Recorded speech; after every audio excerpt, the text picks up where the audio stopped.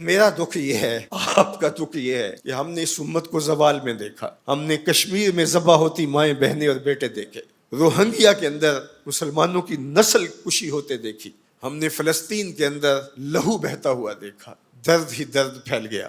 آج ان یتیموں کے سر پہ کوئی ہاتھ رکھنے والا نہیں ہے۔ 3 مارچ 1924 کو ہم یتیم ہو گئے تھے، سلطنت عثمانیہ ٹوٹ گئی تھی، ورنہ شرق سے لے کر غرب تک، شمال سے لے کر جنوب تک مسلمانوں کا تسلط، اور لوگ ڈرتے تھے اگر خلیفہ نے اعلان جہاد کر دیا تو پھر تمہیں پوری دنیا میں چھپنے کی جگہ نہیں ملے گی۔ یتیم جانتے تھے ہمارے سر پہ کوئی کھڑا ہے، بیوائیں اپنے آپ کو بے آسرا نہیں سمجھتی تھی، بوڑھے سمجھتے تھے کہ ہمارا آسرا یہ لاٹھی ہی نہیں، کچھ دنیا میں بیٹھا ہوا خلیفہ بھی ہے۔ لیکن پھر دنیا کے 3 بر اعظموں پہ پھیلی ہوئی سلطنت صرف دنیا کے 3% حصے پہ سمٹ گئی، اور آج 56-57 اسلامی ملکوں کے اندر ہم تقسیم ہیں، اور اس تقسیم کا نتیجہ ہماری ہوا اکھڑ گئی۔ خلافت کی مرکزیت ہمارے پاس موجود نہ رہی۔ خلافت سے تصور لے کے یورپ نے اپنی صف بندی کی، اور یہ کتنے ملک جڑ کر کے ایک یونین بناتے ہیں اور ہماری وحدت کے ٹکڑے ٹکڑے کر دیتے ہیں۔ دیکھ مسجد میں شکست رشتہ تسبیح شیخ، اور بت کدے میں برہمن کی پختہ زناری بھی دیکھ، کافروں کی مسلم آئینی کا بھی نظارہ کر، اور مسلموں کی مسلم آزاری بھی دیکھ، چاک کر دی ترک نادان خلافت کی کعبہ، سادگی مسلم کی دیکھ اوروں کی عیاری بھی دیکھ۔ آج وہ ہدف حاصل کر چکے ہیں۔ آج فلسطین کے اندر قیامت ٹوٹی ہوئی ہے، دنیا کا میڈیا خاموش ہے، یہ جو خبریں ہمارے تک پہنچ رہی ہیں یہ باقاعدہ سینسر ہو کے آ رہی ہیں۔ یہ سوشل میڈیا کی وجہ سے کچھ تصاویر آ جاتی ہیں، کچھ بلکتے روتے بچے، کوئی بین کرتی مائیں، اور کوئی فریاد کرتے بوڑھے ہماری جانب دیکھ رہے ہیں۔ ہماری جانب کیوں دیکھ رہے ہو؟ ہم تمہاری مدد کو نہیں پہنچنے والے۔ گلی میں 3 اوباش کھڑے تھے، تو کھڑے کھڑے ان کی شرط لگ گئی کہ دیکھتے ہیں ہم میں سے سب سے بڑا بے غیرت کون ہے۔ تو یہ ثابت کرنے کے لیے گلی میں ایک بوڑھی خاتون آ رہی تھی جس کے ہاتھ میں ڈنڈا تھا، اور اس کو ٹیک ٹیک کے چل رہی تھی۔ ایک اوباش آگے بڑھا اور اس بوڑھی خاتون کے بڑھاپے کا لحاظ کیے بغیر اس کو دھکا دے دیا، وہ گر گئی۔ بہت بڑی بے غیرتی کا اس نے ثبوت فراہم کر دیا۔ لیکن دوسرا آگے بڑھا اور اس نے اس گری ہوئی بوڑھی خاتون کے اوپر ڈنڈے برسانے شروع کر دیے۔ اب تیسرے کی باری تھی، لیکن وہ ساکت کھڑا تھا، اور وہ بوڑھی خاتون تھوڑا سا سنبھلی اور اس نوجوان کو کہتی ہے تو سب سے بڑا بے غیرت ہے۔ تو ان 2 نوجوانوں نے پوچھا کہ کارنامے تو ہم نے سر انجام دیے، اور سب سے بڑے بے غیرت کی ڈگری تم لے گئے ہو، اور یہ بھی تمہیں کہہ رہی ہے۔ کہا تم نہیں جانتے یہ خاتون میری ماں لگتی ہے۔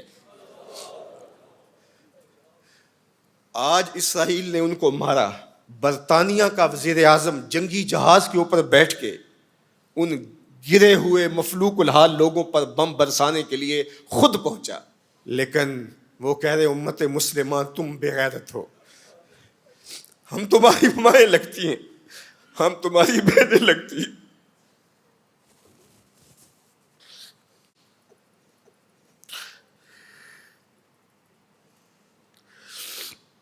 ہم تمہاری بیٹیاں لگتی ہیں۔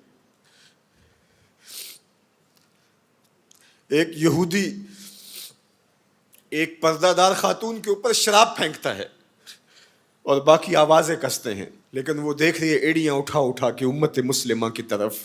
تمہاری مدد کو میری بہنوں کوئی پہنچنے والا نہیں ہے۔ یہ 56-57 اسلامی ملکوں کی فوجیں کرتب دکھانے کے لیے ہیں۔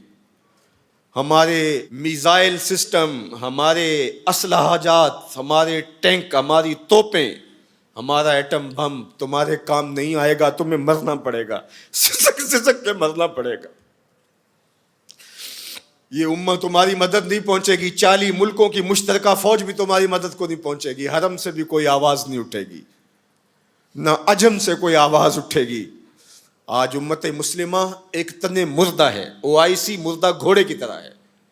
بیت المقدس کے ایک کونے کو آگ لگی تھی تو یہ OIC بنی تھی، اور آج پورے فلسطین کو آگ نے اپنی لپیٹ میں لے لیا ہے۔ وہاں یتیم ہی یتیم فریادیں کر رہے ہیں، وہاں بیواؤں کی سسکیاں ہیں۔ ہم اس حالت کو کیوں پہنچے؟ اس لیے کہ ہم نے قرآن کو چھوڑ دیا۔ نہ ہماری عدالت میں قرآن ہے، نہ ہماری معاشرت میں قرآن ہے، نہ ہماری معیشت میں قرآن ہے، نہ ہمارے مقننہ میں قرآن ہے، آج قرآن صرف 2 جلدوں میں بند کر کے ہمارے طاق پہ سجا ہوا ہے. یہ نظام حیات تھا. ہم آج تک اسی برطانوی قانون پر جی رہے ہیں. ہم قرآن کا ضابطہ نہیں لا سکے.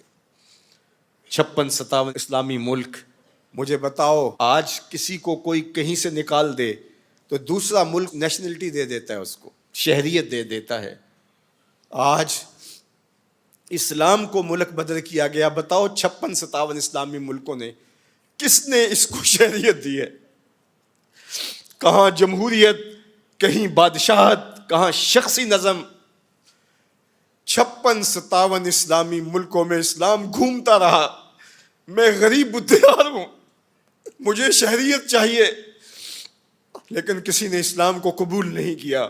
در عجم گردیدہ ہم در عرب, مصطفیٰ نایاب ارزاں بو لہب.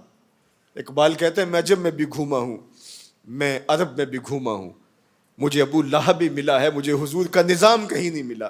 اج دین نبی دا وانگ یتیماں تے گھر کر تکے کھاوے. اے فلسطین کے یتیموں تم اکیلے یتیم نہیں ہو. اس وقت اسلام بھی غریب الدیار ہے, اس کا کوئی وطن نہیں ہے. آج اسلام اپنے نظام کے ساتھ کہیں موجود نہیں ہے, اور یہ پستی اور یہ زبونحالی, یہ ذلت, یہ نکبت, یہ رسوائی ہمارا مقدر کیوں نہ ہو, قرآن سے دوری کے نتیجے میں رسوا ہو گئے. ہمارے دردوں کا مداوا قرآن ہی ہے, ہمارے دکھوں کا علاج قرآن ہی ہے. گر تو می خواہی مسلمان زیستن, نیست ممکن جز بقرآن زیستن. اقبال نے کہا اگر تو مسلمان بن کے جینا چاہتا ہے تو قرآن کے بغیر نہیں جی سکتا. اور پھر آگے چل کے کہا فاش می گوئم آن کے در دل مزمرست, این کتاب نیز چیزیں دیگرست. کہا جو میرے سینے میں پوشیدہ ہے میں کھل کے نہ کہہ دوں, یہ کتاب نہیں کوئی اور ہی شے ہے. یہ زندگی بانٹ دیتی ہے, یہ اٹھا دیتی ہے گری ہوئی قوموں کو. اللہ اکبر. تو ہم نے اس قرآن سے جڑنا ہے,